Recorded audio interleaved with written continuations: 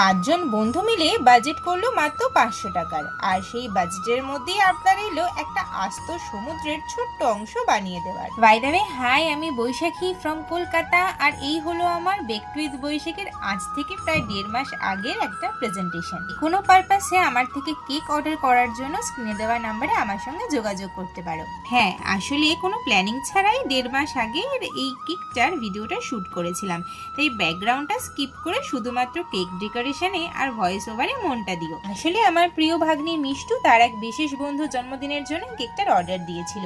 ও এসে আমাকে বলল, মিমি প্লিজ 500 টাকার মধ্যে একটা সুন্দর সিথিন কেক বানিয়ে দাও।